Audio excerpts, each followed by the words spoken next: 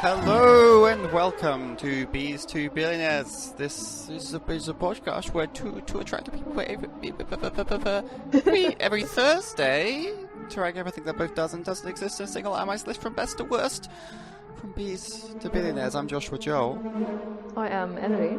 And the current list is Bees, Bee Crabs, Crabs, us, our good friend Holly Maddox, Currency, Revenge of the Sith Extended Edition, Fallout New Vegas, The Empire Strikes Back, Return of the Jedi, Pokemon Platinum, Kung Fu Panda 2, Kung Fu Panda 3, Kung Fu Panda, A New Hope, our good friend Holly Maddox's art, that is our cover art, Lego Star Wars: A Complete Saga, the video game, Pokemon Diamond and Pearl, A Singular Bee, Night at the Museum, Lego Star Wars Holiday Special, a Beaver, a Brood Brain, Hangovers, Humans, a Bee that happens to be a billionaire, billionaires in general, and non-believers, people who do not listen to this podcast. Okay. What he said, yeah. Emilie, have you heard the news? Do tell me the news. So you know the streamer Ludwig? Oh yes. He's currently doing I think it's called a subathon. So every sub he gets, he increases his stream length, so he has to keep streaming for another 10 seconds. Okay. So that's every $5 that people donate. He only sees $2.50 of that. I think that's how it works with Twitch. But people are spending $5 just to force him to stream for only 10 more seconds, which kind of puts into scale how big some of these streamers are, that they're receiving that much money to make the incentives that low. Currently, he's been streaming for a few days. I don't know quite how many. I think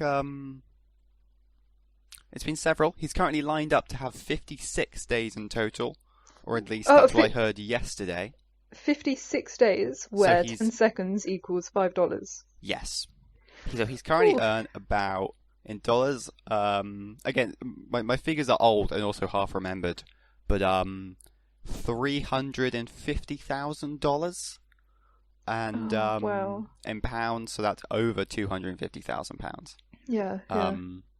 And so like he has to like sleep on stream. I don't know if he probably isn't going to the toilet on stream, but he could have like a toilet cam that aims at his head.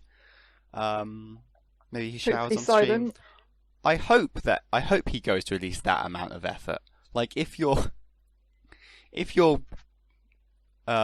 becoming a millionaire whilst sleeping, then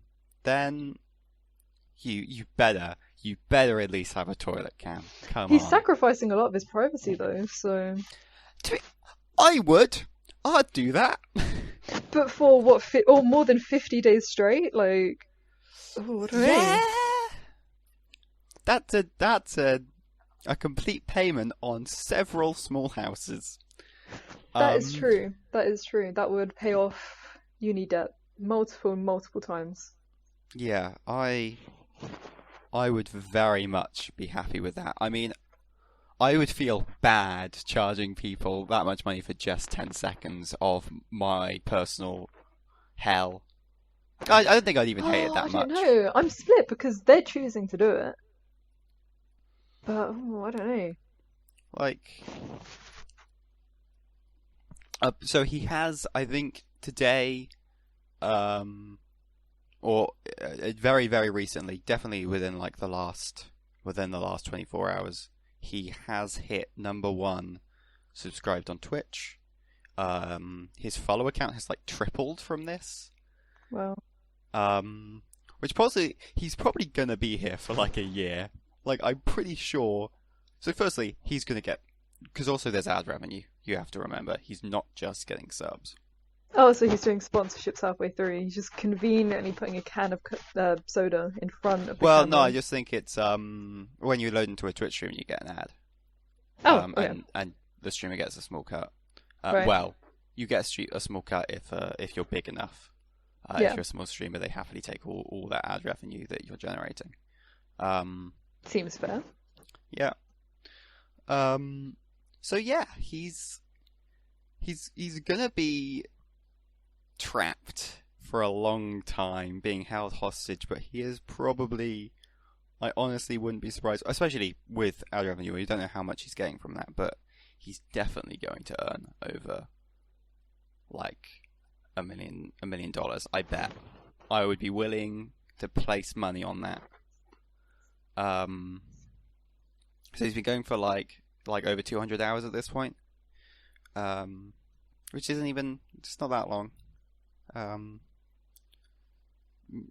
Yeah, almost 2 weeks or a week and a half, something like that.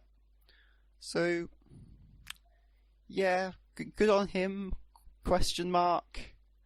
Obviously, this podcast is and it's even named after in a roundabout way. Obviously, the name implies it's B's a good thing to Billionaires a bad thing. So the podcast is essentially named after me being jealous of people that have more money than me. So that's our news segment of this is a person that I'm annoyed has more money than me. As I don't do anything to rectify the fact that I don't have money. No, I respect the idea though. Yeah, like, I guess if people are paying, it's not like he's not putting like, effort in, I suppose. Yeah. Yeah. So there you go. Also other news, we're not allowed to like the Game Grumps anymore. Oh, why not? I mean, people might argue that they've done lots of scummy things in the past, but also like, yeah. Are the Game Grumps a group of people? Like I don't know, Yogscast or something? Yes. Yeah. Okay. So you know Aaron Hansen and like it's like Ego Raptor and Danny I've Avidan, heard also known as Ego Danny Raptor Sexbang. before. So Danny Sexbang From you the do band, know of the band you showed me. I do enjoy some Ninja Sex Party, though I don't think I'm allowed to anymore. Kind of non-surprising. The guy's alias is Danny Sexbang. He's in a band called Ninja Sex Party. Might have been Loki. Just grooming some girls. What a surprise! What a shock! GG. Yeah, so it'd just be like meeting young fans, just texting, flirting with them for a few years, and then if he ever toured to their city again, sleeping with them and ghosting them, which is like,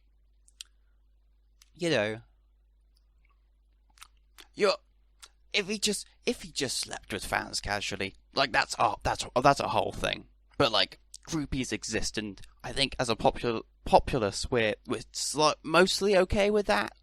Yeah. But it's like, no, he's doing it under like false pretenses and like fostering like a slightly romantic thing for several years. It's like, you could have just not.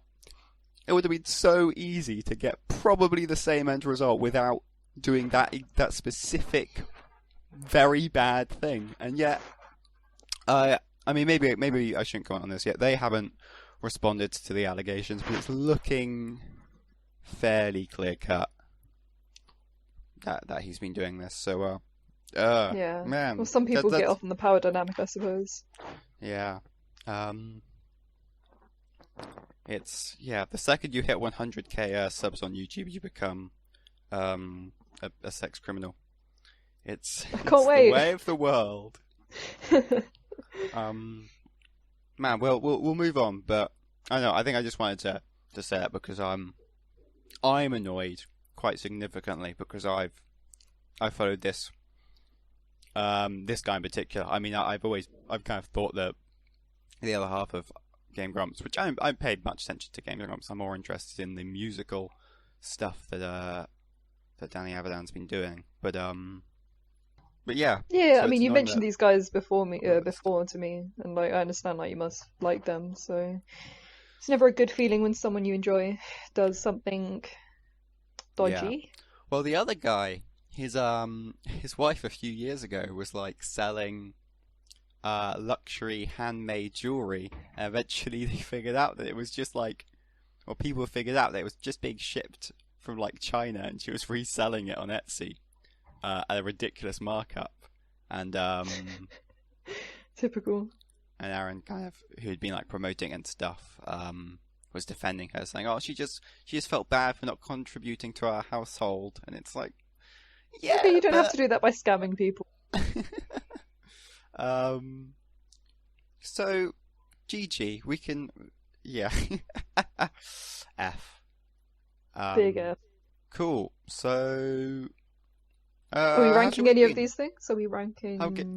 What's the first one? Why have I forgotten Yeah, already? let's rank sex crimes. Yeah, Yeah, great. I mean, we could rank like uh Ludwig, or the premise of streaming for an eternity, Yeah, selling your that gives soul me. Have you to seen The donos. Truman Show? I have seen the Truman Show. What a movie! Oh, Can I just brilliant say? movie. Brilliant movie, yeah. The It premise for reminds me of that. anyone watching, yeah, it's a guy who essentially slowly figures out, or yeah, basically figuring out that he's been on a reality TV show since essentially since like before he was born.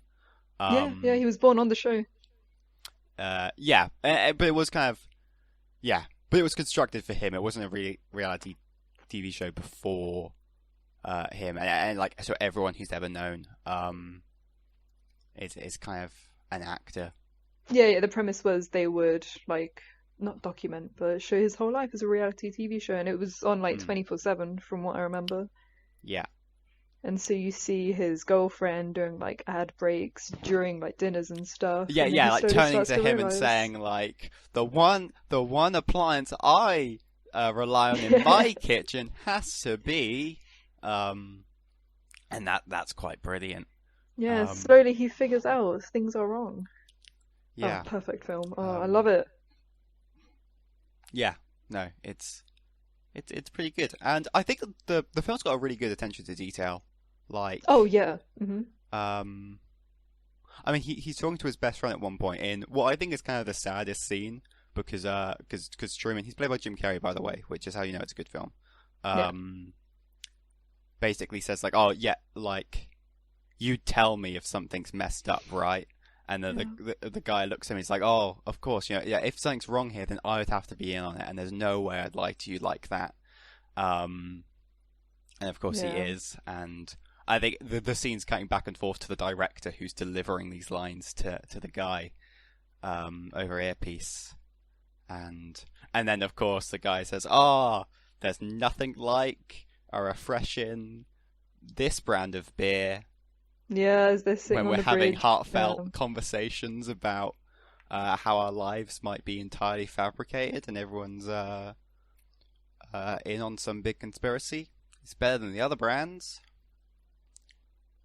But yeah, and in that conversation, this is why I kind of brought this up, because of he talks about how when he was a kid, he went away on a trip and like got stranded in this other country, and that's why he was gone for the entire summer, and that was their kind of, it's implied that that's the, obviously because that's how the actor had his holiday, is they had to explain it in the show,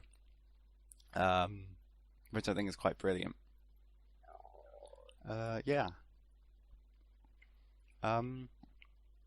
Man, forget the other thing. Let's rank the Truman Show. Yeah, absolutely. I definitely.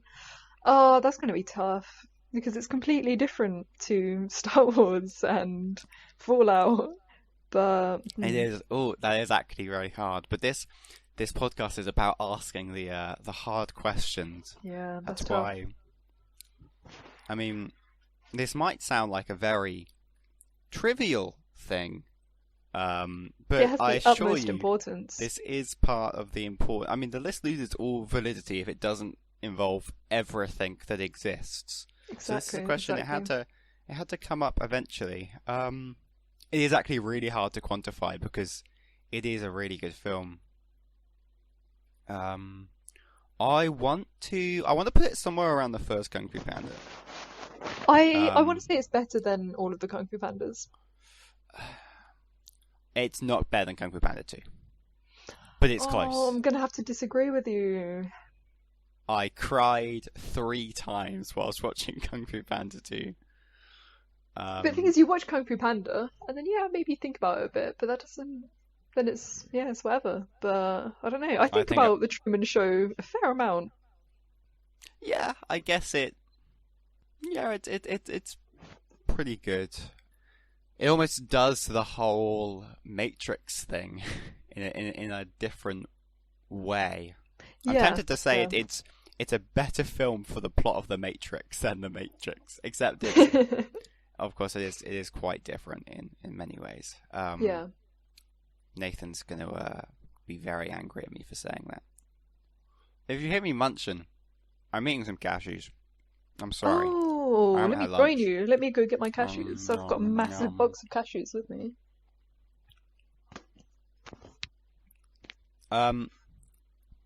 So, okay. Cashews are the best nut. Compromise. We put it between Kung Fu Panda 2 and 3. I knew you were going to say that. Or, I guess it... Okay, ideally, where do you want to put it? I was thinking directly above between like one of the Star Wars films, but it's hard when they are so different. But well, I mean, I would say the definitely entire above Kung Fu Panda's films. trilogy is between Star Wars films itself, but we've got this giant band of media where we've got at the bottom we've got B-Butts parts and of B-Brain. of B anatomy. We've got humans, we've got hangovers, you've got billionaires. Then at the top we've got ourselves, the species of bees. We've got the idea of currency, tokens that represent things represent a monetary amount as opposed to like money or any kind of economic system. And we've just got it's like 11 things in a row, which is it's all media in a row. Which range of the Six extended edition all the way down to Pokemon Diamond and Pearl. Well, actually, we've got a cover art in there, which probably shouldn't be under the media tag. It is. It's art, I guess. That's fine. Maybe we can have like film and series, and then other types of media. Yeah, I might split off media into other subcategories at some point. But I mean, it doesn't matter for the podcast. That's just the way the Google Sheets spreadsheet is laid out. So you said between some of the Star Wars. So do you mean between spaces 9 and 10, which is Empire Strikes Back followed by Return of the Jedi? Yeah. You think it's better than Pokemon Platinum and Pokemon? Oh, this is tough. It shouldn't be. Which is the thing that immediately follows those two Star Wars films that spot a number at 11 out of 28. Okay, let's put underneath Pokemon Platinum. Oh, I'll let you have it. I'll do you this favor. It is so greatly appreciated. It better be. I will never forget this honourable favour you've done. I actually forgot when we first got the theme to put in the we should have mentioned our little theme, our little jingle jangle jingle, which is Flight of the Bumblebee, composed by Rimsky-Korsakov, who we can't rank because I haven't looked at his Wikipedia page, and he might have been, like he might have gotten cancelled for something. Yeah, I mean, probably unlikely to be a Nazi, given I think he's older than the Nazi regime, but can never be too safe. You never. So that is. I mean, it's really good. I do enjoy it. So where do you think that should go? It's really hard to compare like vastly different types of media. This is a single. I think it's quite long. It's like, no, not quite long, but like 5 minute kind of composition versus films and stuff like that. It's a good piece of music, though. it's a good piece of music. I mean, but it hasn't. I really enjoy it, but it hasn't. It's not changed me. It's not giving me much to think about. So I am looking towards the lower half of our media, towards maybe a singular B next to there's Night at the Museum, Lego Star Wars Holiday Special. I think around that area is good. Do we want to go directly below a singular B? Because they're similar, and I feel like we've got to give this single B, who I'm going to name Svetlana. She's not very lucky, because we have said that a lot of things are better than her life, like her existence, which is a bit rude. So yeah, she can have this little victory. She is better than the flight of the Bumblebee. Yeah. Okay, fantastic. So that takes in the 21 out of 30 slot. The list, I'm not sure. The longer the list gets, the more I'm worried it doesn't really work in a podcast format. It's fine. It'll work, maybe, hopefully. Cool. So we never really got around to Ludwig, but honestly, I don't even watch him, so I don't even know if I'm. I think I've probably seen him like once in passing. I have. I'm not too keen, to be perfectly honest. I watched a bit of him during the PogChamps tournament, which is a streamer chess tournament. They also had the guy who plays Dwight on The Office on this. This what's his year, name? Rainn Wilson. Yeah. Yes. And I just remember, because between matches they highlight one of the other streamers, because everyone's streaming their point of view and talking about the game, but chess.com is streaming their commentators and stuff. And between rounds they just show one of the other streamers stream. And they were showing this guy's stream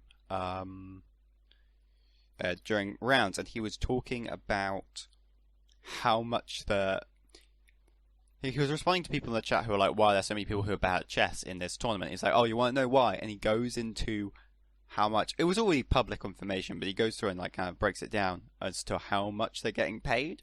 And it came out to like, if you lost every single one of your games, you would earn $3,000. Oh, so no matter what, you're making a little decent amount of money. It's supposed to be a charity live stream.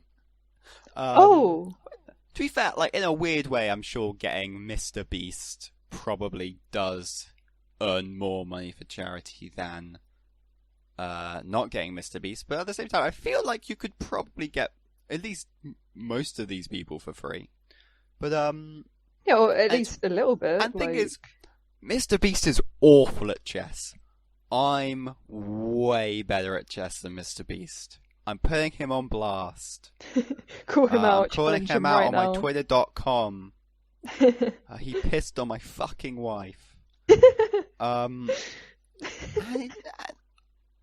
don't. And I'm sad that streamers are getting more money than me. It basically was coming. That's all the podcast is.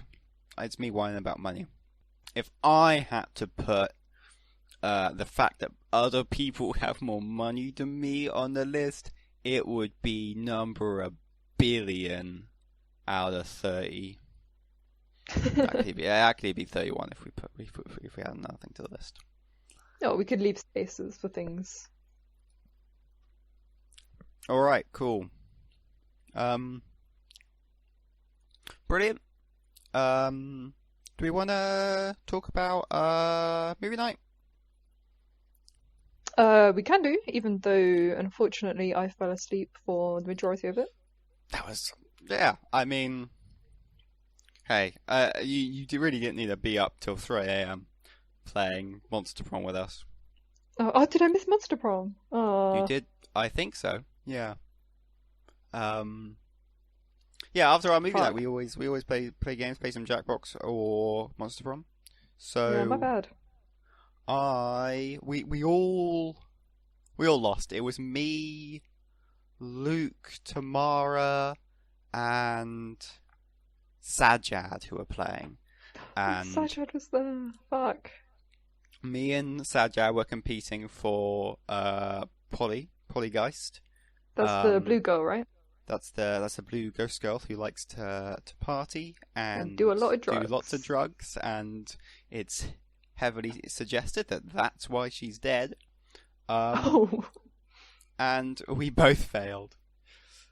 I mean, Sajad even got this secret, like, occasionally you'll get like a pathway where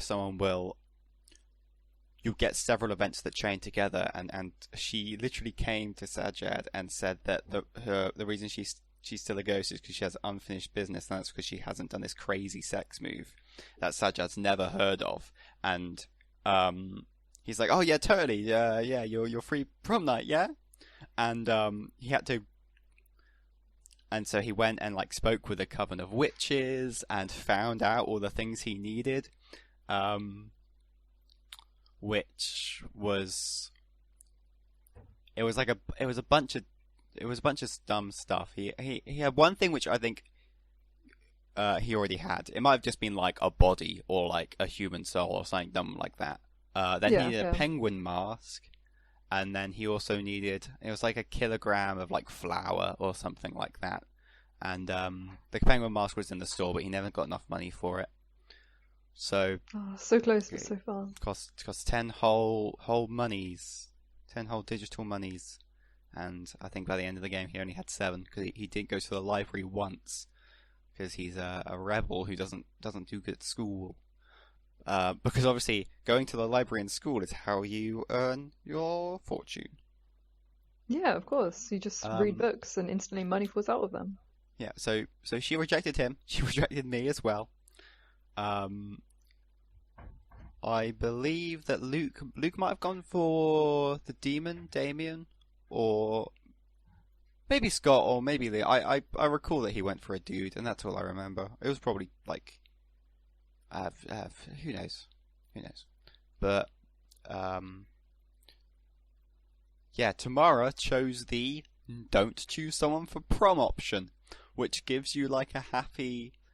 It never tells you if you win or lose, but obviously all of us got like a very depressing story about how we hated prom. One of them got when someone got the ending. It's a brilliant ending where it says how although you didn't find a date for Monster Prom, you ended up getting a good job. You went to university, you got a great job. You met a brilliant woman named Ash. You were married for 30 long years, had 2 beautiful children. Then one day you're sat together, she looks up at you lovingly and says, oh, you went to Monster High School, right? How was your prom?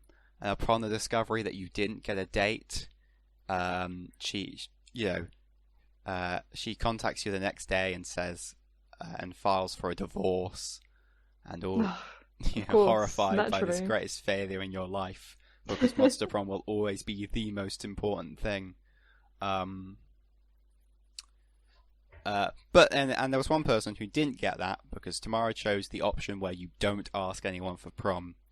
So you don't exactly win because you don't fulfill the point of the game, but you got to see them in their cute little prom outfit, which is honestly, that's the highlight of winning, is seeing you and your partner in your cute prom dress. And it was very wholesome.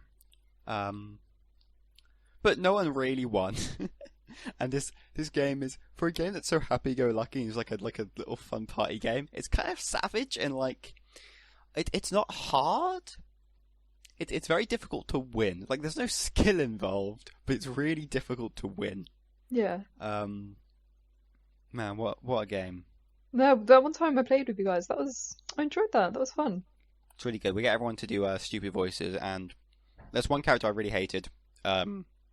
One of the, by the way, Monster Prom, I don't know if I say it clearly enough. It's a competitive dating game, a competitive turn-based dating sim. And there's one character I really hate. He's a vampire called Liam, who's over 400 years old, and whenever we always do wacky voices, I force everyone to do wacky voices when we play together, and Luke has given him a... What's the name of that wrestler? The one who says brother a lot and got cancelled for being racist. Hulk Hogan. No clue. He gives him a Hulk Hogan voice. and it's like completely restored my love for this character. We also had our friend James voiced Damien the Demon, gave him like a really strong Australian accent, and that worked really well as well. So it was good stuff. Really, really fun. I was supposed to talk about movie night. And I technically am. Yeah, yeah. But I was supposed to get around to the film. Do we want to rank Monster Prom? Yeah, I think we should. I think Cool. I think it must be. I I can think it's remember quite enough. high Yeah, no, it was a lot of fun. because It's quite a it's long game though, but it is fun. yeah. It takes especially with 4 players. I think the short version of the game, the predictive amount of time it gives you is an hour and a half. But I think it always takes us longer, probably because we're all reading out all the voices very slowly and drumming it Yeah, up, like and probably chatting having a lot of between pee it. breaks because we're chugging so much alcohol. I want to put it straight up. I want to make it the third list of the third work of art. So we've got Revenge of the Sith Extended Edition, Fallout New Vegas. I want to slap it right into that number 9 out of 31 slot, Monster Prom. Okay, so better than Pokemon Platinum. Yeah, because I can't play Pokemon Platinum drunk at parties. Well, I could. Yeah. Okay, no, I see what you mean. Yeah. I've been brought more joy from this than Pokemon Platinum, which kind of pains me to say. There's a DLC out which I don't have, which is just called like Second Term, but they've just released a sequel which is called Monster Camp, and they've got a couple others planned, which is just other, like one's like a skiing holiday and stuff. But this is very much a summer camp, which feels a little bit formulaic. I just like how they basically announced 3 games and they're going to be releasing 1 a year and they're all the same format. But at the same time, I can't complain too much. I just hope there's lots of innovation in them. Yeah.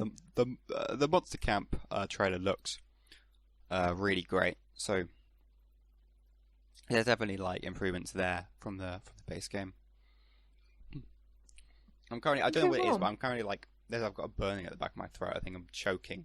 I'm trying to talk with like tiny bits of cashews still in my mouth, and they're all like slowly torturing me. I'm trying to avoid like a Give throaty yourself a cough second right into the mic. clear your mouth. But yeah, no, I'd agree then. I think Monster Prom is good at 9. And yeah. Definitely have to rank the other ones as soon as we play them. Yeah, it deserves that slot. I would be up for ranking all of the love interests in Monster Prom, though maybe I don't know how much you know about all of them. But I guess No, if you I only attended, played that one game, so I know a bit. I know oh, it's the Poly Girl, it's I know enough. Damien, and the rest of the names I couldn't say what each person's like. Okay, maybe we'll come back for it. It could be a mini segment. Yeah. Each week we can rank another Monster Prom character. Beautiful and brilliant and also good and also And cool. cool. Very nice. Fantastic. So the film we actually watched, there's one more film from the backlog which we haven't talked about, which I don't know how much. I don't think it's one you've watched, and I don't know how much I can talk about it because because my thoughts about this other film, which is the Broly movie, which is a Dragon Ball film, they're not very developed, but they're also very long. I could talk for hours about this film. I like it very much. But the film we actually watched just this Saturday gone was The Phantom Menace. Wowee, what a film. A good one. Looking back, I was like, oh, the prequels, they're boring and slow and they suck. And maybe it's because I was with other people. Maybe it's because the boring bits weren't boring because we were making jokes. Maybe it was because I was drunk. But I really enjoyed this film. I had a lot of fun watching The Phantom Menace. Maybe it's just because of the lack of expectation, but I mean, I was listening to Luke, and Luke would giggle when Jar Jar Binks was on screen doing Jar Jar Binks things, and it was so wholesome. It was actually brilliant. I like every time I rewatch the prequel, sorry, I noticed more plot details that I didn't notice before because the plot of the prequels is kind of cryptic and not brilliantly explained. Yeah, it gives enough to make you think about it, though. Well, And like at least enough to I make you want guess to watch it I just again. didn't. There's just certain elements of like I basically forgotten. Even though it's like a plot, it's a point of the film. I kind of forgotten the whole thing where Sheev Palpatine isn't Supreme Chancellor yet. He's just a senator or a chancellor maybe. And he kind of you see him slowly convincing Natalie Portman's character Padme to call a vote of non-confidence, and Yeah. suddenly everyone votes yes, which is kind of the problem with the democracy in Star Wars, is that obviously the way that narrative works is it's like how every big battle there's always a small battle as well, you know, like it, like even though if the rebellion was defeated by the Empire, it'd be a really big deal and probably affect the world a lot. We honestly don't care about that. We're just waiting to see Luke and Darth Vader fight in front of Palpatine and see what happens. Like that's the fight that matters. Yeah. And you kind of get that a lot in Star Wars, where one important character steps forwards and says, "I think this should happen," and like the hundreds of senators from all these planets are like, "Oh, Yeah, good you idea. mean We agree. vote down, get rid of our the democratic leader that we all clearly voted on for some reason. Yeah. Oh, you want us to get rid of our own government in the favor of a an empire with a." Actually, I don't know what kind of leader Palpatine is because we never really know what happens if he dies. Well, he's still Emperor Palpatine anyway, so... Yeah, but yeah. His title's Emperor, but I don't know what. Like when he dies, I mean, it's probably a bit of like I guess he had an heir in Darth Vader, so it's like a weird Sith monarchy kind of thing. But Yeah, I suppose so. But yeah, so I have no idea where to put Phantom Menace because I almost don't trust my own enjoyment of it. It's like, was it actually that good? Well, maybe we should put it underneath the other ones, the other prequels then. You mean under the originals? Oh, my bad, I read it wrong. But yeah, definitely under the originals. I mean, if you say so, I'd be up for. Honestly, I could. I think it's like I had more fun watching this than some of the other films, but I don't know. I'd be tempted to put it almost near the Truman Show and the Kung Fu Pandas. But hey, if you want to put it lower, then we can Definitely put it lower. below the Truman Show. That's my input.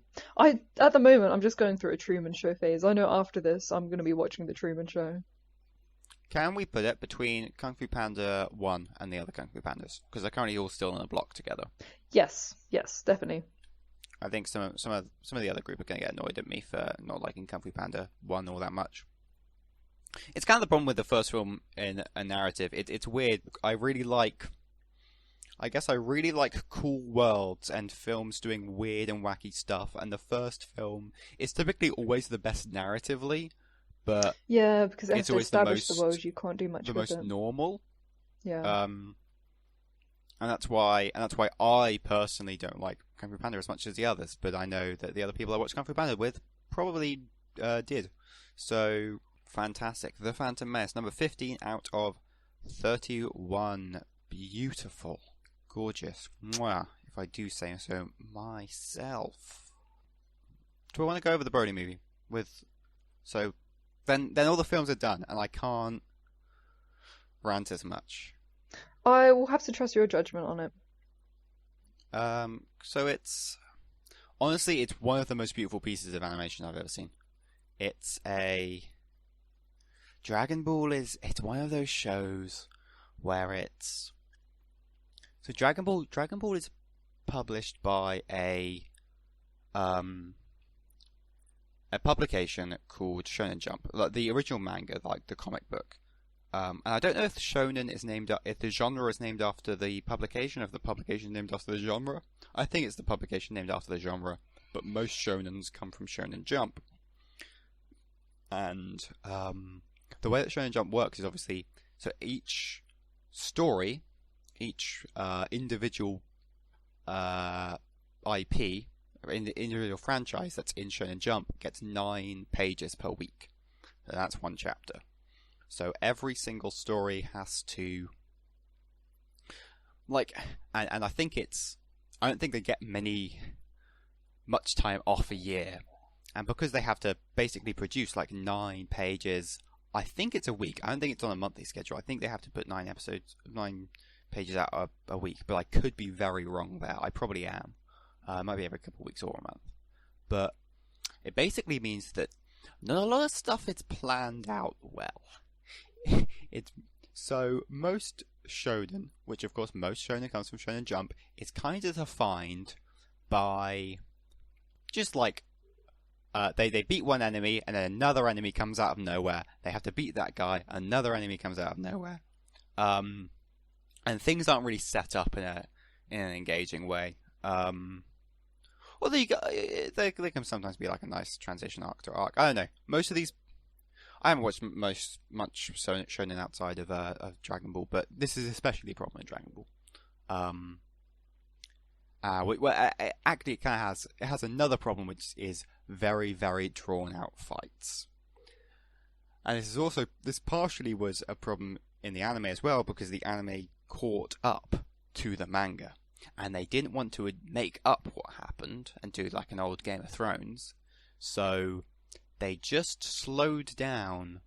I think it came to the point where the point at which they were fighting Frieza, who was this big bad guy in the series Dragon Ball Z, which is just part of the main Dragon Ball thing. It's got a different name in the shows, but it's just part of Dragon Ball. And it's like 15 episodes of anime of them fighting one guy. Right. And like 5 episodes of that is a one-on-one between 2 people, or like maybe that's even after Goku goes kind of Super Saiyan. It's like a big transformation that happens in the middle of it, and that's kind of the turning point of the battle. And then it's still several episodes before it's resolved. This is even funnier because there's a big moment where Frieza throws an attack at the planet and says, "Oh yeah, I've destroyed its core. This planet's gonna like blow up and fall apart in 5 minutes." There's then like another hour and a half of fight after this moment. Obviously, time has slowed down for them. Yeah, it's because they're fighting it faster than light speeds. Of course. Which honestly, it's a really stupid explanation, but you could almost get away with it because in the show they are, again, there's 2 people punching each other who are both powerful enough to blow up planets. So. Oh yeah. Yeah. So they finally. And there were some made-for-TV anime films back in the day, and one of them was about a guy called Broly. It honestly sucks. It was not very good. And it had 2 more sequels to this particular film that kind of had Broly come up again, and they were even worse. I am honestly not a fan of the original Broly, but they've gone back and made a canon film in the newest parts of the Dragon Ball continuity about Broly coming up for the first time in actual canon, and it kind of makes even less sense that there's this super strong guy they've never heard of. Yeah, what's he been doing all this time? Originally in the original kind of narrative, all the main characters are up in the North Galaxy, because there's only 4 galaxies in their universe, and each one there's like a whole hierarchy of gods, and so like they're best buddies with the god of the North Galaxies, and whenever they die they go to like his planet that he owns in heaven to train, which is cool. I like that. And they say, oh yeah, Broly, he was exiled to a distant world by the king of this alien race that the main character is a part of, that's now dead. Their planet got blown up by that guy, Frieza, mentioned before. And they first discover something's wrong when the entire South Galaxy blows up, which is it's a thing you shouldn't do because the characters can't breathe in space. Broly is their same species. He can't breathe in space either. The whole fight takes place on a planet. And you can't say that the big bad can blow up galaxies and his attacks can blow up galaxies. And, of course, logically, the characters, they either need to outsmart him, or, because Dragon Ball is basically a narrative where the two characters hit each other like dolls until one of them flies away. Like you're a kid smashing your toys together. It kind of stands to reason that if the characters beat him, they must, at least combined, their powers must be enough to destroy galaxies. And it kind of messes everything up. And then, of course, they do beat him by, like, he gets, like, punched in the liver. It just happens, like, on a planet. And because it's a TV movie, like, none of the characters die from it, and it's just kind of a little bit lame. Yeah, a bit anticlimactic. And so of course in the modern one, the two main characters who are Goku and Vegeta, they've now like somewhat started to surpass the strongest god in their universe. They've just come from a tournament. The most recent arc in the show has seen them being in a tournament with the strongest beings from 12 other universes, where all the losers get their universe destroyed. Seems fair. It's a brilliant arc. I like they actually had moral grayness, even though they paid no attention to it in the actual show. It was nice that it was like, oh yeah, characters aren't good people. They're gonna, even though they're forced into it, they are going to kill 11 universes full of sentient life. And they're even told which universes have better societies than them, and like better morals and legal systems and stuff. So it's straight up, they are just killing people who are worse, who have more moral and like better societies than them. But yeah, they've just come from that, so they're now super powerful. They're in a weird way they're gods, except kind of not. They can channel because it's like they're monks, so they use their ki, or their chi, and they can now use God ki, which is like regular ki, but gooder, and the gods have it. So they're not really gods, but they have the things that gods have and are as powerful as gods, so they're basically gods.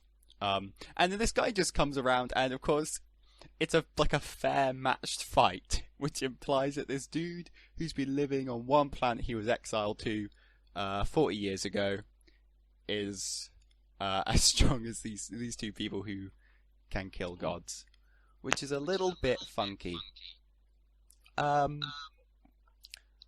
Anyway, I've been talking way too long about like the plot. It's just beautiful. It's a stunning film, and you don't really need to have watched Dragon Ball to watch it. Although obviously it's not perfect without it. But yeah. So we watched it with a bunch of people who haven't seen Dragon Ball before, and although it was a little bit funny, dropping tiny tidbits of Dragon Ball lore in there,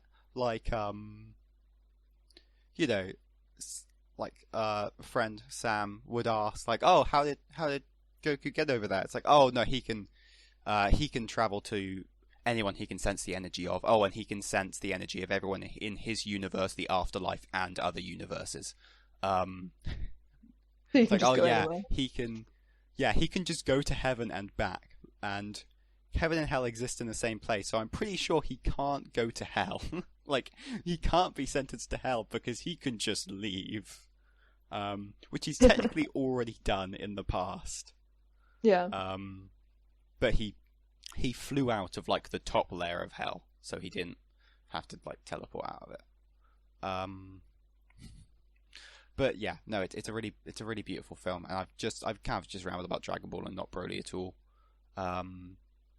But you get some nice first person Persian shots, and You get to watch a guy get punched through like 8 mountains. Oh, that's kind of funky fresh. It's funky fresh. There's a tiny bit of CGI that they don't work perfectly, but they're used very sparingly and for like very complex bits of the fight where like the camera's like zooming around them. So it's not too bad. Also, the music gets very experimental, and it's based off a wrestling announcer. So there's moments where like the characters are powering up and they're turning funky different colors, because when they turn funky different colors they get stronger. And this random voice comes from nowhere and starts going, Broly! Go Cheetah! Go Brody, go Brody, go! Go Brody, go Brody, go! And it's interesting, right? The hypest thing. It's so good. Okay, so it worked out well then. Yeah. Cool. Like, not maybe other people would disagree, but I love it. Yeah. Yeah. This film is it's really good. I really like it, and it is honestly the best part of Dragon Ball, because like as I've said, most of Dragon Ball is very, very, very drawn out and very long. Like I honestly can't recommend watching Dragon Ball to people, which is really sad to me, because I love it, but also I'm aware that it's not an excellently made show a lot of the time. Yeah, to do with the pace, right? Not to do with overall quality. Yeah. Oh, there's a fan-made series on YouTube called Dragon Ball Z Abridged, which is a re-edit, and like it's a comedy dub. So they've redone the audio and stuff, and they made it over a course of like 12 years. It begins as, you know, a YouTube funny in 2007 made by 3 people, and it's aged.